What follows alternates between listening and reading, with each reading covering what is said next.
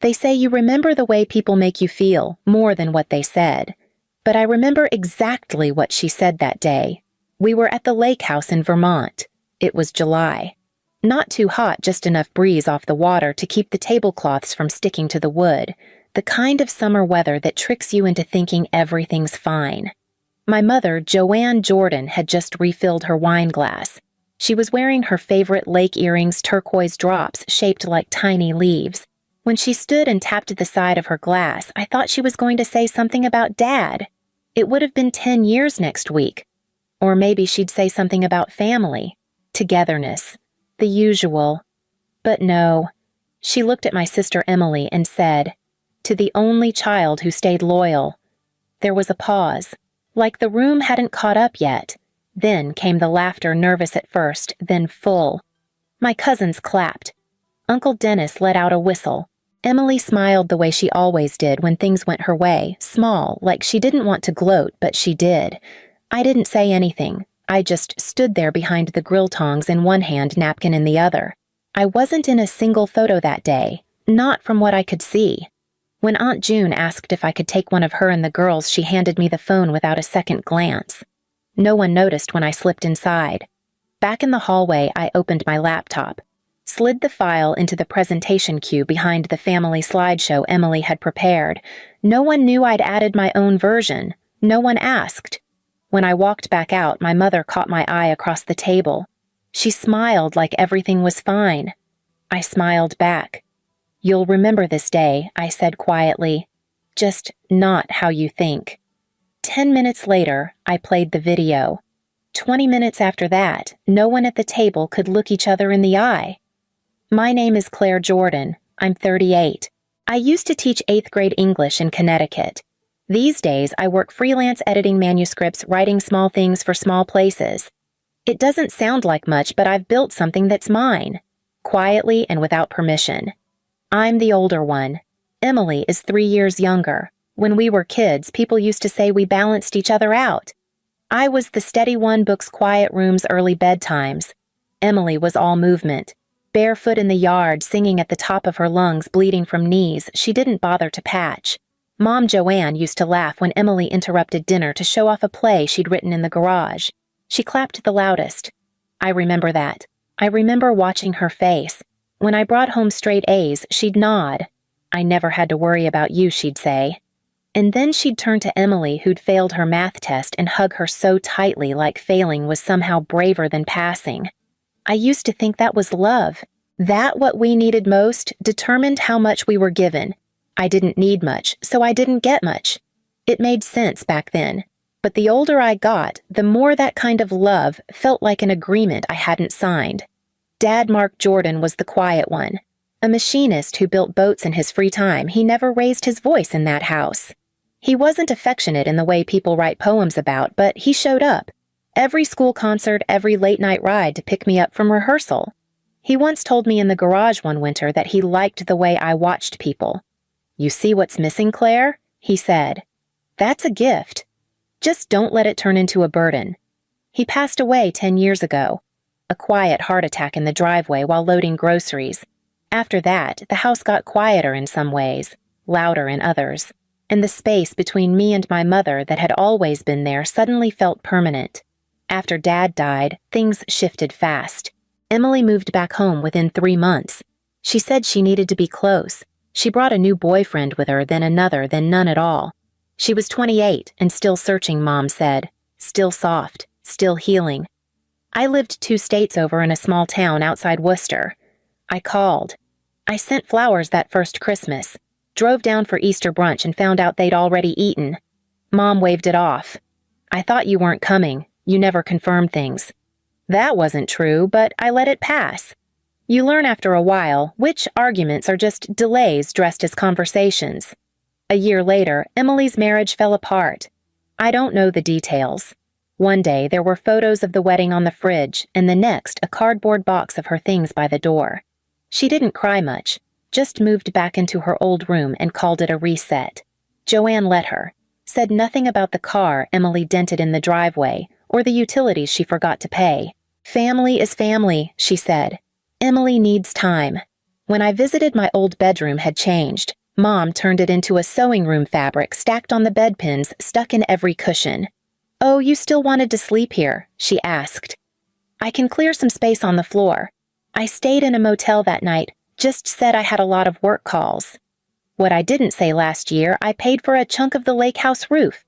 I sent money without being asked, a quiet gift. Not once did Mom mention it. But when Emily bought patio lights with Joanne's card, she got a thank you dinner. I've learned something about invisibility. It's not just being left out of the photo. Sometimes it's standing in the frame smiling and watching someone else's name appear on the caption. And slowly, even your reflection starts to blur. It started with an email rejection. A small New England journal I'd pitched a story to, a piece about daughters who disappear in plain sight, wrote back to say they'd already received an almost identical submission. Same premise, same phrasing, even the same title. I asked for clarification. They sent a copy. The name on the byline, M. Jordan. I stared at it for a long time. Emily never wrote. Not seriously. She journaled about breakups and grocery lists. She once called semicolons fancy commas. But there it was, in print, my voice wearing her name. A week later, I lost a spot at a writing retreat. A friend from college had invited me months ago. Suddenly she backed out. Said the retreat had a reputation to protect. Wouldn't say more. It didn't make sense. I'd never missed a deadline, never turned in sloppy work. But something had shifted, quiet, subtle. That same week, I saw Emily tagged in a post from that friend. A wine night, smiles, candles, #new connections. I asked Mom if she knew anything. She blinked slowly as if I'd asked something strange. "Emily's just putting herself out there." "You used to be like that, remember?" No, I didn't remember. Because I never had that kind of permission. I began to realize how far the echo reached. I found out the family group chat had been renamed. I was no longer in it. When Aunt June asked if I could help proofread her church newsletter, Emily replied instead. Sent in my old template. Even used my intro paragraph. I didn't know whether to be angry or tired. It felt like I'd dropped my keys somewhere in a house that used to be mine, and now every room was locked from the inside. The worst part wasn't that Emily was taking my words. It was how easily the people around her believed they'd been hers all along. It was late spring when I drove up to Maine to the cottage where Grandma Lois used to live. She passed 5 years ago, but the house had stayed in the family mostly empty now, a place we were keeping for summer, though no one really came. I needed air. Somewhere that didn't smell like old wine in comparison. The cottage was as I remembered, low ceilings, pale curtains, a screen door that never quite latched. I cleaned out the pantry-swept dust from the floorboards and found myself in the attic by accident chasing a draft that turned out to be a loose window latch. That's where I found the box. It was tucked behind a stack of winter quilts. Nothing special on the outside, just a banker's box with yellowed tape. Inside were letters, photos, brittle receipts.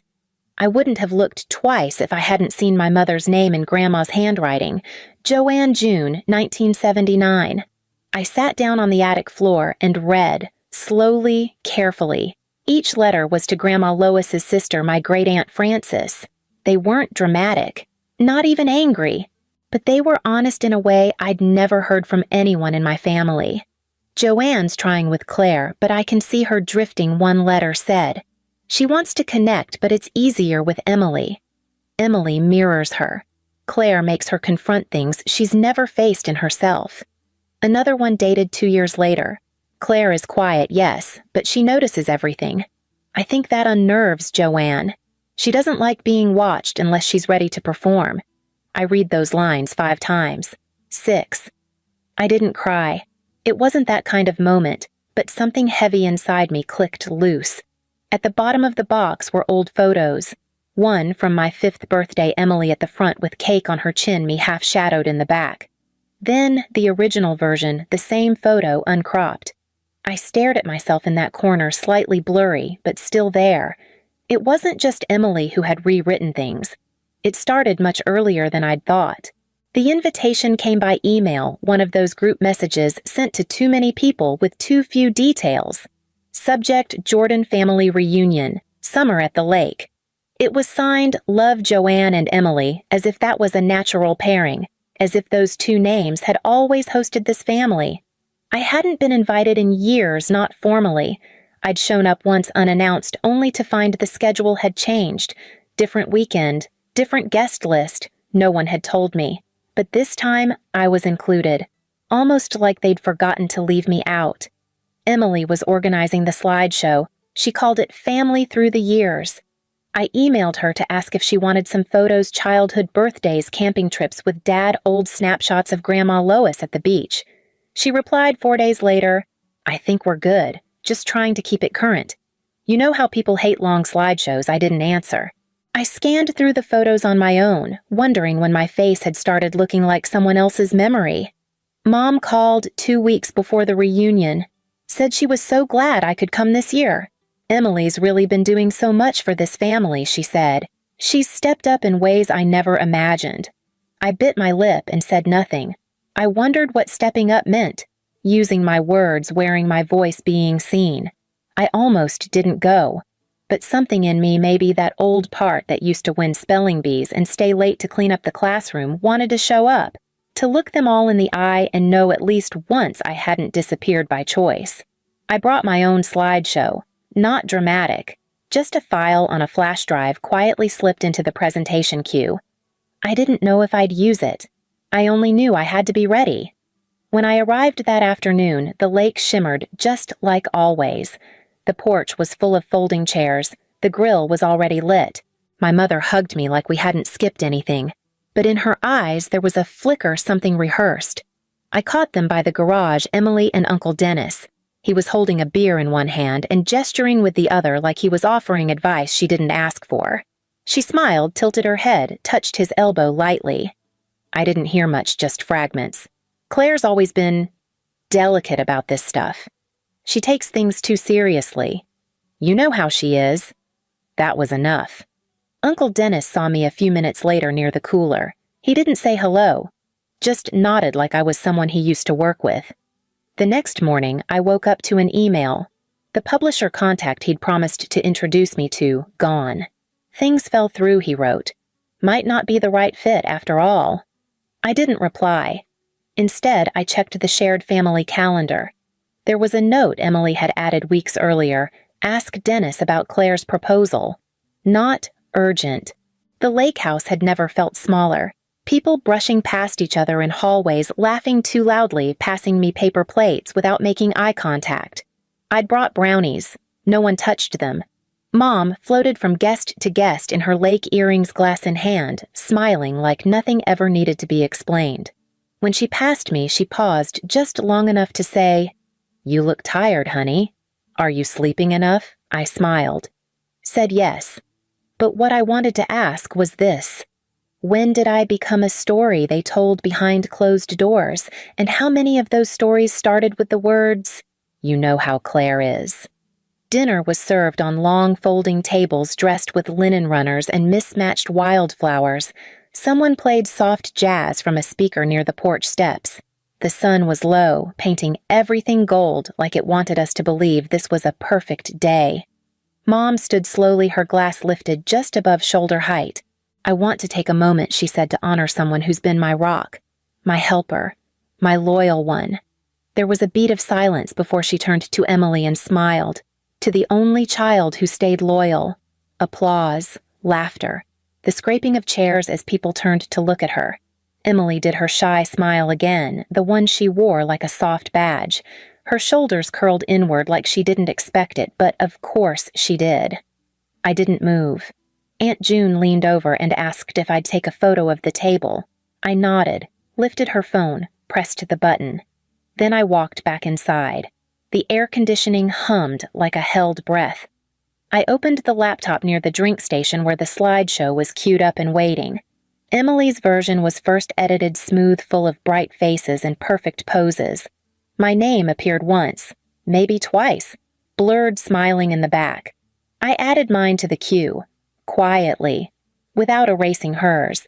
10 minutes later, everyone was called inside for a quick trip down memory lane.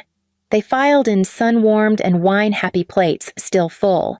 The lights dimmed, the screen flickered, First, hers. Photos of birthdays, graduations, beach days. Emily laughing, Emily dancing, Mom hugging her, Dad present but always off to the side. No one seemed to notice what was missing, until the file changed. Black screen. Then, Claire Jordan. A different story. And beneath it, sometimes what's cropped out matters more than what's left in. I didn't look at them. I didn't need to. I stood at the back of the room and waited. The first slide was familiar because they'd seen it before. My 5th birthday. The version Emily had used showed her in front cake smeared on her chin, confetti in her hair. I was barely in the frame, but this time the full photo appeared, uncropped. I was sitting to the side holding the knife, the one who had cut the cake. My name was on the banner, not hers. Slide 2, a letter scanned and faded in Grandma Lois's cursive. Her words filled the screen. Claire sees more than she says. Joanne finds that unsettling, I think. Emily is easier. Silence spread like fog. Then came the audio faint. At first, just voices over the crackle of a porch call. I'd recorded it 3 months ago. Emily's voice talking to Uncle Dennis. Claire still thinks she's the smart one. It's kind of sad, really. She never realized being right isn't the same as being wanted. Gasps 1 or 2, a hand over a mouth. Slide 4, the credit card report. Charges from a boutique in Portland hotel bookings, dinners for 2. All under my name. All paid by me. My old joint account left open and forgotten until someone remembered the login. Next, photos of family events, reunions, birthdays, weddings. Each one had been cropped the same way. I had the originals. I showed them all, frame by frame, name by missing name. In the back row, Aunt June dropped her glass. Someone moved to help her. No one said anything. And at the center of the room, Emily sat frozen. Her hands were still her eyes, scanning for a cue, a line, a way out. There wasn't one. The last slide was simple. A picture of me and Dad in the garage holding up a wooden sailboat. We weren't smiling, just focused hands full of sawdust and quiet. And beneath it, some things were never supposed to be erased. I let the room sit with it. I didn't cry. I didn't watch my mother's face. I just stood there letting the silence be mine for once. When the lights came back on, no one clapped. Emily stood slowly. Her mouth opened like she meant to explain something, but the words didn't come. Her hands hovered near her chest, empty. Uncle Dennis looked away. Aunt June whispered something to her husband and left the room. Only Mom remained still, glass in hand, back straight. Her face unreadable in that practiced way I'd seen all my life. She didn't say my name, didn't ask why I'd done it. She just said, "You didn't have to embarrass her like that. Not me, not us, just her." I looked at her, really looked. The turquoise earrings, the wine glass she never refilled but always held. And for the first time, I understood something I hadn't let myself name. She had known, not all of it maybe, but enough. The charges. The job, leads that slipped away. The way I disappeared from photos like I'd been too hard to place. It hadn't been about loyalty. Not really. It had been about comfort. Emily didn't ask questions. I did. And asking questions in our family had always been a kind of betrayal. I didn't do it to embarrass her, I said. I kept my voice even not angry. Just true. I did it because you were never going to stop pretending. Mom didn't respond. She turned her head toward the window where the lake shimmered in the early dusk. Someone cleared their throat. A cousin, then a shuffle of chairs. The spell broke, but the air stayed heavy. I walked outside before dessert. The air was cooler now, and someone had started packing up the folding tables. From the porch, I heard Emily crying. Soft, practiced. I didn't go to her. I got in my car, started the engine, and drove until the lake was just a sound memory. Until even the pine trees felt like they belonged to someone else. 3 days passed before Mom called. I let it go to voicemail, listened to it twice before deleting. "You've made things complicated, Claire. I just wish you'd handled it differently. I thought you were stronger than this." No apology. "No, I didn't know. Just a shift of blame so smooth you'd miss it if you weren't paying attention." 2 days later, she sent an email. A single line. Despite everything, I still love you. Despite. I didn't answer. What could I say that hadn't already been buried beneath years of almosts and not quites? Emily never reached out. Maybe she thought silence was the better look. Maybe she believed she'd still come out clean. Uncle Dennis unfollowed me on everything. Aunt June sent me a message that said simply, "I had no idea. I'm sorry." I didn't know whether to believe her. A week later, a small box arrived on my doorstep. Inside was a photo-frame glass, heavy the good kind. No note, just a picture tucked inside.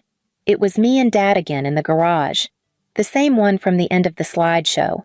But this time, someone had cleaned up the image, cropped it tight. Just our hands on the wood sawdust in the air. No faces, no noise, just work. Quiet, steady. I don't know who sent it. Maybe it was Mom, maybe someone else. But it sits on my shelf now, not because I need proof, because I need the reminder. There was a time when I was seen, not explained, not rewritten, just seen. And maybe that's all I ever wanted. The reunion photo went up 2 weeks later. Someone tagged me, probably by mistake. I wasn't in it. There was an empty chair where I had been sitting. Emily had moved into frame. Mom had her hand on her shoulder. Everyone looked full-flushed, like they'd eaten well. I didn't save the picture. I didn't need the reminder. That Sunday, I made peach cobbler from scratch. My kitchen smelled like cinnamon and something close to forgiveness. I watched the syrup bubble at the edges and didn't think about who else would taste it. I ate it warm by myself from a chipped plate I'd had since college. No candles, no toast, just me. There are things I'll never get back. Rooms I'll never be invited into again. Stories already rewritten too many times to pull apart. But there's something freeing in knowing I'm no longer required to stay silent just to keep the peace. I don't know what my mother tells people now. Maybe that I was dramatic, sensitive, too smart for my own good. Maybe that I disappeared. But I didn't disappear. I just stopped standing in rooms that pretended I wasn't there. I left before dessert. I didn't say goodbye. They'll remember that part.